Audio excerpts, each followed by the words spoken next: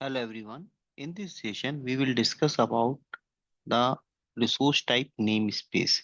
If you go in Kubernetes environment and search for kubectl API-resources grep for namespace, you will find there is a resource type namespace is available. The short name is NS, the API version is V1, namespace object is false, and the kind is namespace where N is capital. What is namespace is? In Kubernetes, we are creating a cluster. Now, if I want to divide the cluster resource or logically divide the cluster resource across multiple teams, I will be having a concept called namespace. So in Kubernetes, namespace is the mechanism for isolating groups of resources within a single cluster. So you will see when I am running this command API-resources, somewhere you can see that the namespace type is true and false. So wherever you are seeing true, it means that particular resource will be created inside the namespace only.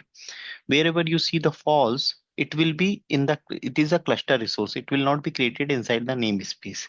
So namespace is the mechanism for isolating group of resources within a cluster. So suppose you have three teams, team A, team B, and team C.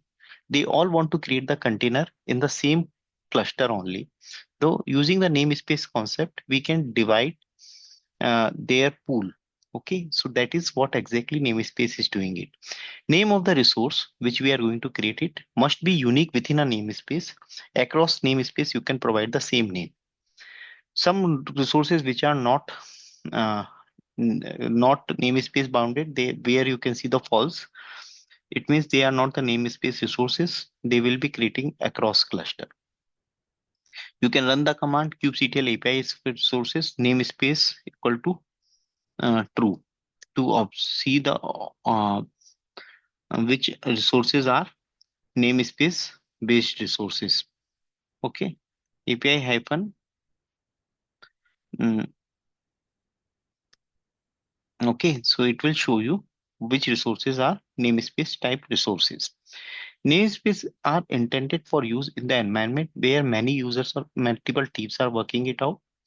So that will scope it out that team wise, we can provide the access as well on the namespace level. We can filter the resources, which team resource belong to which team. So all these facilities will be available there.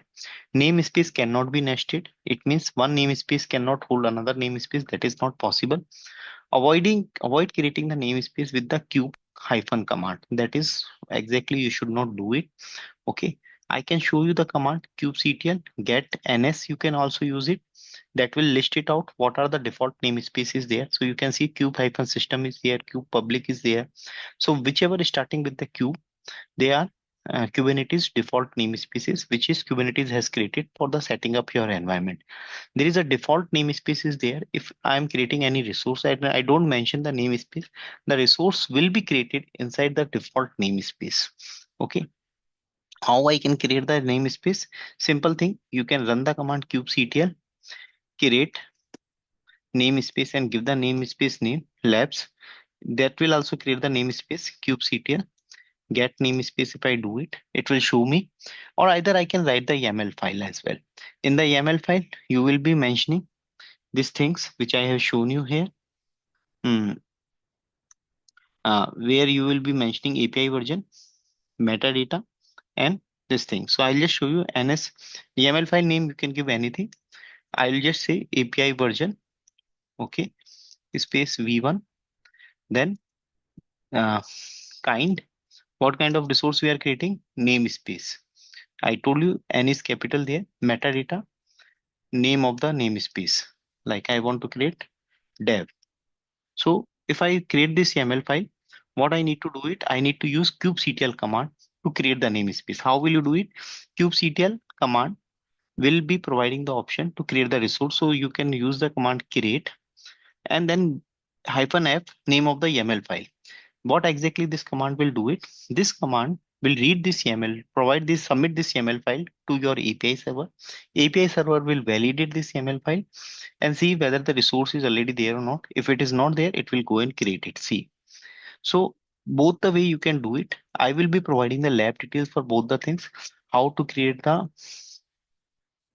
namespace using command line, and how to create the namespace using CLI option. You guys can go and check it out, my lab details as well on this link, which I will be sharing it out here.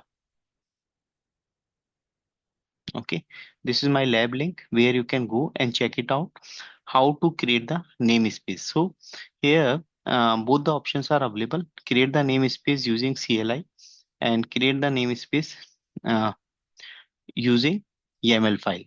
So you can perform the lab number 2 and lab number 3 in this session and let us know your feedback. Thanks for joining the session. Thank you guys.